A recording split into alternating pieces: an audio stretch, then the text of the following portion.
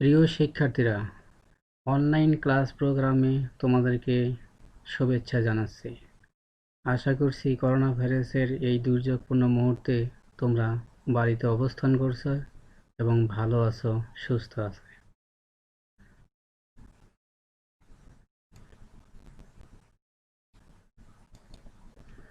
আজকের যে আলোচনার বিষয়, তোমাদের সাথে যে বিষয় আলোচনা করব তা হলো বিস্তার পরিমাপ সম্পর্কে, যেটাকে বলা হয় মেজার্স অফ ডিসপারশন। আজকের আলোচনার বিষয় বিস্তার পরিমাপ, অনিরপেক্ষ আপেক্ষিক বিস্তার পরিমাপের প্রকারভেদগুলো আলোচনা। উপস্থাপনায় আছি আমি Mohammad Mizanur Rahman Mizan, lecturer of statistic, উত্তর বাংলা কলেজ, লালমনিরহাট। তো বিস্তার পরিমাপ সম্পর্কে আলোচনা করার পূর্বে তোমাদেরকে যে বিষয়টা জানা প্রয়োজন, যে বিস্তার পরিমাপ কেন প্রয়োজন, এর প্রয়োজনীয়তা কি। তোমরা নিশ্চয়ই জানো যে কোনো তথ্য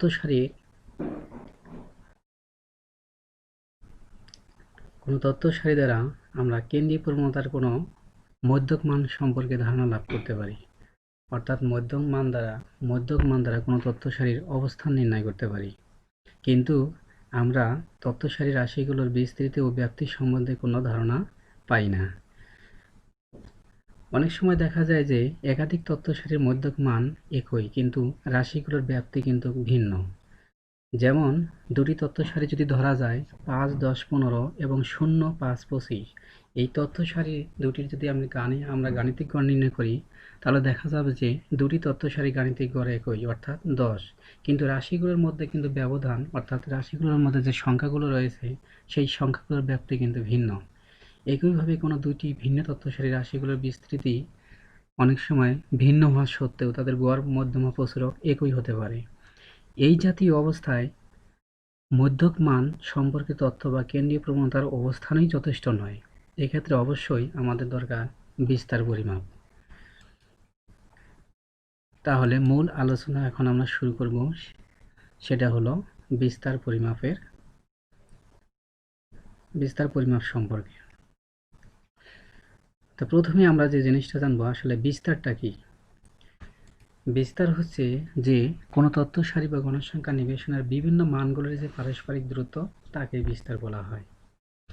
অথবা কোনো তথ্য সারি বা গণসংখ্যা নিবেশনের কেন্দ্রীয় মান বা মধ্যক মান থেকে বা স্থিরক, ধ্রুবক হতে অন্যান্য মানগুলোর ব্যবধানকে বিস্তার বলে।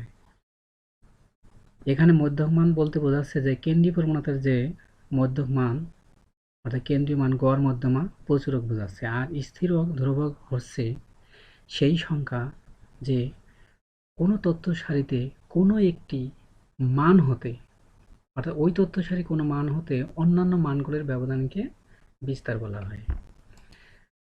বিস্তার পরিমাপ কি? যে পরিসংখ্যানিক পদ্ধতির সাহায্যে আমরা বিস্তার নির্ণয় করি, নিরূপণ করি, তাকেই বিস্তার পরিমাপ বলা হয়ে থাকে। যেমন পরিমিত ব্যবধান, গড় ব্যবধান, বিভেদাঙ্ক, পরিসর ইত্যাদি। বিস্তার পরিমাপের প্রকারভেদ। বিস্তার পরিমাপকে দুই ভাবে প্রকাশ করা হয়। একটি হচ্ছে অনিরপেক্ষ বা পরম বিস্তার পরিমাপ, যেটাকে বলা হয় অ্যাবসোলুট মেজার্স অফ ডিসপারশন। আর একটি হলো আপেক্ষিক বিস্তার পরিমাপ, যেটাকে বলা হয় রিলেটিভ মেজার্স অফ ডিসপারশন। তো অনিরপেক্ষ বা পরম বিস্তার পরিমাপটা কি? বিস্তারের যে পরিমাপগুলি নিবেশনের বা গণসংখ্যা নিবেশনের মধ্যক মান থেকে, অর্থাৎ গড়, মধ্যমা, প্রসারক থেকে নির্ণয় করা হয়, তাকে আমরা অনিরপেক্ষ বা পরম বিস্তার পরিমাপ বলবো। অনিরপেক্ষ বিস্তার পরিমাপ একটি সরল রাশি এবং একে এককে প্রকাশ করা হয়। যেমন কোনো তথ্য সারির একক, তথ্য সারির মানগুলো যদি কেজিতে থাকে, তাহলে এককটাকে কেজিতে প্রকাশ করা হবে। আবার কোনো কিছুর, যেমন কোনো কোনো ব্যক্তির যদি আমরা উচ্চতা নির্ণয় করি, তখন উচ্চতার একক আমরা কি দ্বারা প্রকাশ করি? অনেক সময় দেখা যায় ফুট হিসেবে প্রকাশ করি। এই ফুটটা হচ্ছে একক। এরপরে যে জিনিসটা জানবো আমরা আপেক্ষিক বিস্তার পরিমাপ, যেটাকে বলা হয় রিলেটিভ মেজার্স অফ ডিসপারশন। আপেক্ষিক বিস্তার পরিমাপ কি? বিস্তারে কোনো অনপেক্ষ পরিমাপ বিস্তারের কোনো অনপেক্ষ পরিমাপ এবং ইহার যথাযথ কেন্দ্রীয় বা মধ্যক মানের অনুপাতকে আপেক্ষিক বিস্তার পরিমাপ বলে। ইহা একটি অনুপাত রাশি এবং শতকরায় প্রকাশ করা হয়।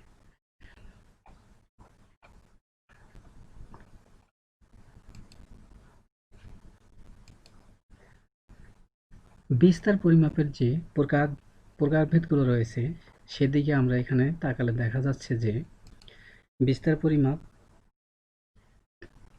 দুই ধরনের, অনপেক্ষ বিস্তার পরিমাপ আর আপেক্ষিক বিস্তার পরিমাপ। আর সেখান থেকে অনপেক্ষ বিস্তার পরিমাপ আবার 4 ভাবে বিভক্ত। একটি হচ্ছে পরিসর, গড় ব্যবধান, চতুর্থক ব্যবধান, পরিমিত ব্যবধান। আর আপেক্ষিক বিস্তার পরিমাপ তদ্রূপভাবে আবার 4 প্রকারের। যেখানে অনপেক্ষ বিস্তারের পরিমাপের আছে পরিসর, সেখানে আপেক্ষিক বিস্তার সেটা হলো পরিসরাঙ্ক। অনপেক্ষ বিস্তার পরিমাপে যেটা আছে গড় ব্যবধান, আপেক্ষিক বিস্তার পরিমাপে সেটা হচ্ছে গড় ব্যবধানাঙ্ক। অনপেক্ষ বিস্তার পরিমাপে যেখানে চতুর্থক ব্যবধান, সেখানে আপেক্ষিক বিস্তার পরিমাপে এর প্রকারভেদ হচ্ছে চতুর্থক ব্যবধানাঙ্ক। অনপেক্ষ বিস্তার পরিমাপে যেটাকে আমরা বলছি পরিমিত ব্যবধান, আপেক্ষিক বিস্তার পরিমাপে সেটাকে বলা হয় ব্যবধানাঙ্ক বা বিভেদাঙ্ক।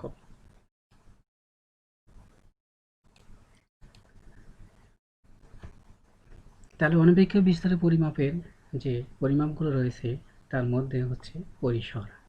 পরিসরটা কি?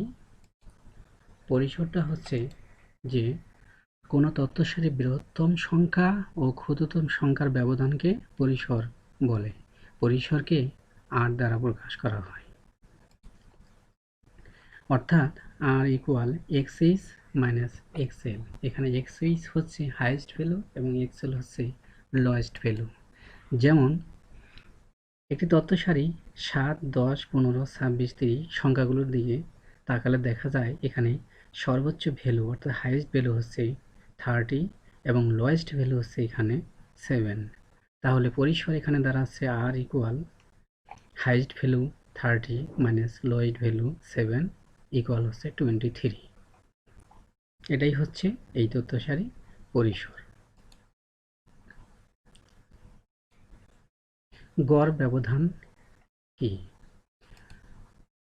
গড় ব্যবধান মিন ডিভিয়েশন কোনো নিবেশনের গড়, মধ্যমা ও প্রচুরক থেকে অন্যান্য সংখ্যাগুলোর ব্যবধানের পরম মানের সমষ্টিকে উহাদের তথ্য সংখ্যা বা পদ সংখ্যা দ্বারা ভাগ করলে যে মান পাওয়া যায় তাকে গড় ব্যবধান বলা হয়। একে মিন ডিভিয়েশন যেটাকে বলা হয় এমডি দ্বারা প্রকাশ করা হয়। গাণিতিকভাবে যদি আমরা এটাকে ব্যাখ্যা করি, মনে করি কোনো চলকে x এর n সংখ্যক মানসমূহ x1, x2, xn এবং উহাদের গাণিতিক গড়, মধ্যমা, প্রচুরক যথাক্রমে x বার, mi ও mo। এখানে x বার হচ্ছে গড়, mi হচ্ছে মধ্যমা আর mo হচ্ছে প্রচুরক। তাহলে গড়ের সাপেক্ষে অর্থাৎ গড় থেকে নির্ণীত গড় ব্যবধান বলা যায় mean deviation x bar equal summation modulus of xi minus x bar, যেখানে i এর মান হচ্ছে 1 থেকে n পর্যন্ত, ডিভাইডেড বাই n, যেখানে nটা হচ্ছে তথ্যমান সংখ্যা। এটাই হচ্ছে গড় থেকে নির্ণীত গড় ব্যবধান। অনুরূপভাবে মধ্যমার সাপেক্ষে নির্ণীত গড় ব্যবধান হচ্ছে summation modulus of xi minus mi divided by n, যার i এর লিমিট হচ্ছে 1 থেকে n পর্যন্ত। একইভাবে প্রচুরকের সাপেক্ষে গড় ব্যবধান তাকালে এটা পাওয়া যায়। যদি গণসংখ্যা নিবেশন দেওয়া থাকে অর্থাৎ সেটা যদি গ্রুপকৃত ডাটা দেওয়া থাকে তাহলে এখানে গড়ের সাপেক্ষে নির্ণীত গড় ব্যবধান mean deviation x bar equal summation fi modulus of xi minus x bar divided by capital N। এখানে i এর মান হচ্ছে 1 থেকে n পর্যন্ত আর এখানে nটা হচ্ছে টোটাল অবজারভেশন সংখ্যা, মোট তথ্যমান সংখ্যা ক্যাপিটাল n। একইভাবে মধ্যমার সাপেক্ষে নির্ণীত গড় ব্যবধান এটা প্রচুরকের সাপেক্ষে গড় ব্যবধান এভাবে বের করা হয়। চতুর্থক ব্যবধান, কোয়ার্টাইল ডিভিয়েশন। চতুর্থক ব্যবধান কি? কোনো বিন্যাসের বা কোনো গণসংখ্যার নিবেশনের মধ্যমা হতে প্রথম চতুর্থক এবং তৃতীয় চতুর্থকের ব্যবধান দ্বয়ের গাণিতিক গড়কে চতুর্থক ব্যবধান বলে। একে কিউডি দ্বারা প্রকাশ করা হয়।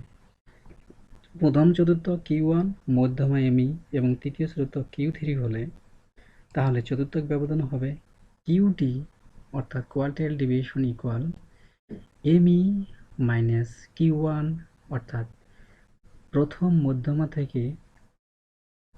থেকে প্রথম চতুর্থক প্লাস তৃতীয় চতুর্থক থেকে মাইনাস মধ্যমা।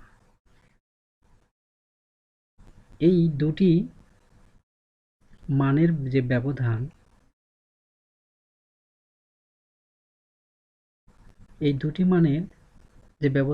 উভয়ের যোগফলকে আমরা যদি 2 দ্বারা ভাগ দিই তাহলে সেটা হবে চতুর্থক ব্যবধান। এটাকে যদি আমরা সরল করি, সিম্পলিফিকেশন করি, তাহলে দাঁড়াচ্ছে কিউ3 মাইনাস কিউ1 ডিভাইডেড বাই 2। সুতরাং আমরা এভাবে বলতে পারি যে কোনো নিবেশনের তৃতীয় চতুর্থক থেকে প্রথম চতুর্থকের বিয়োগফলকে 2 দ্বারা ভাগ করলে যে মান পাওয়া যায় তাকে চতুর্থক ব্যবধান বলে। অথবা এভাবেও আমরা বলতে পারি কোনো বিন্যাসের তৃতীয় চতুর্থক হতে প্রথম চতুর্থকের ব্যবধানের অর্ধেককে চতুর্থক ব্যবধান বলা হয়। অনিরপেক্ষ পরিমাপের চতুর্থ যে পরিমাপটি রয়েছে সেটা হচ্ছে পরিমিত ব্যবধান ও ভেদাঙ্ক, স্ট্যান্ডার্ড ডেভিয়েশন অ্যান্ড ভ্যারিয়েন্স।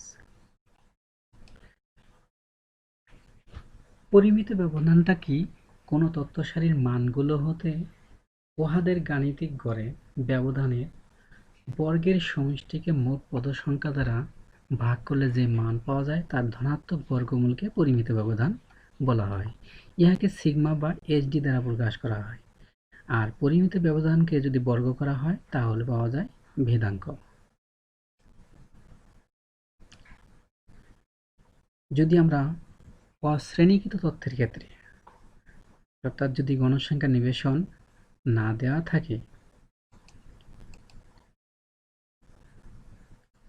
তখন আমরা যেভাবে বলতে পারি যে কোনো চলক x এর n সংখ্যক মানসমূহ যদি হয় x1, x2, xn এবং উহাদের গাণিতিক গড় যদি x বার হয় তাহলে পরিমিত ব্যবধান সিগমা হবে equal root over summation xi minus x bar whole square divided by n। আর সেটা যদি গণসংখ্যা নিবেশন অর্থাৎ শ্রেণীকৃত তথ্যের ক্ষেত্রে দেওয়া থাকে তাহলে কোনো চলক x এর n সংখ্যক মানসমূহ যদি হয় x1, x2, xn এবং উহাদের গণসংখ্যা যথাক্রমে যদি হয় f1, x1 এর জন্য f1, x2 এর জন্য f2, xn এর জন্য fn, যেখানে সামেশন fi i এর মান 1 থেকে n পর্যন্ত ইকুয়াল n, অর্থাৎ এখানে হচ্ছে মোট পর্যবেক্ষণ সংখ্যা, মোট গণসংখ্যা, আর পরিমিত ব্যবধান হচ্ছে সিগমা। তাহলে আমরা এখানে পরিমিত ব্যবধান লিখতে পারি কি sigma equal root over summation fi xi minus x bar whole square divided by n, i এর মান 1 থেকে n পর্যন্ত। আমরা আগেই বলেছি যে পরিমিত ব্যবধানকে যদি, অর্থাৎ এটাকে যদি আমরা বর্গ করি তখন আমরা পাবো ভেদাঙ্ক। তাহলে যদি অশ্রেণীকৃত তথ্যের ক্ষেত্রে এটাকে যদি আমরা সিগমাকে পরিমিত ব্যবধানকে বর্গ করি তাহলে আমরা এই ভেদাঙ্কটা পাবো, অর্থাৎ sigma square equal summation xi minus x bar divided by x bar whole square divided by n। এটাকে এখানে দেখা যাচ্ছে যে xi minus x bar whole square এটা বর্গের, অর্থাৎ a মাইনাস b হোল স্কয়ারের সূত্র বলেছে। a মাইনাস b হোল স্কয়ারের যদি সূত্রটা আমরা ভেঙে দেই, অর্থাৎ a square minus twice ab plus b square এবং তার সাথে সামেশন সবার সাথে গুণন অবস্থায় আছে এবং n দ্বারা ভাগ আছে। এভাবে যদি আমরা এটাকে সরল করি তাহলে আমরা পাবো এই ফর্মুলাটা, অর্থাৎ summation xi square divided by n minus summation xi n whole square equal লেখা যায় summation xi square divided by n minus x bar square. এখানে x বার আসলে কেমন, x বার হোল স্কয়ার আসলে যে এখানে summation xi divided by n, এটা হচ্ছে কি গড়ের ফর্মুলা অর্থাৎ x বার। তাহলে এইটুক সমান সমান লেখা যায় x বার, তার উপরে আছে কি স্কয়ার, সেই হচ্ছে স্কয়ার। দ্বিতীয়টি যদি আমরা দেখি শ্রেণীকৃত তত্ত্বের ক্ষেত্রে, এখানে আছে কি সিগমা স্কয়ার। সিগমা স্কয়ার কি, এখানে হচ্ছে যে sigma square equal summation fi xi minus x bar whole square divided by n। এটাও যদি আমরা a মাইনাস b হোল স্কয়ারের ফর্মুলা ভেঙে দেই এবং সেটাকে সাম দ্বারা গুণ করি n দ্বারা ভাগ দিই, তাহলে আমরা এই ফর্মুলাটা পাবো, অর্থাৎ summation fi xi square divided by n minus summation fi xi divided by n whole square equal লেখা যায় summation fi xi square divided by n, আর এইটুক হচ্ছে গড়ের ফর্মুলা, অর্থাৎ এখানে x বার তার উপরে কি স্কয়ার। এরপরে আসি প্রিয় শিক্ষার্থীরা, আমরা অনপেক্ষক বিস্তার পরিমাপগুলো সম্পর্কে জানলাম।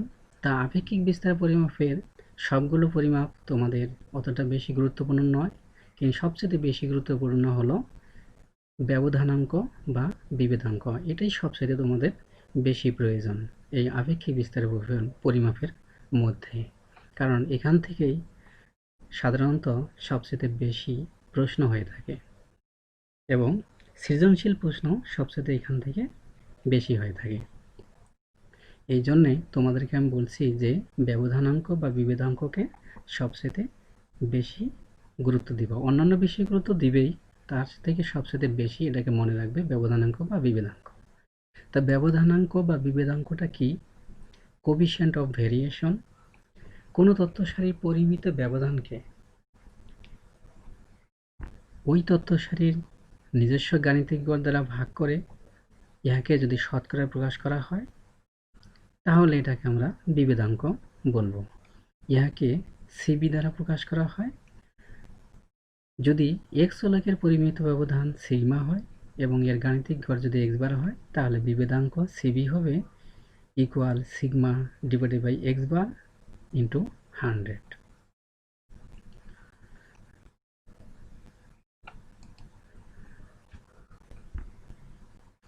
তো প্রিয় শিক্ষার্থীরা, আজকের আলোচনা অনলাইন ক্লাস প্রোগ্রামে আজকের আলোচনা এই পর্যন্তই।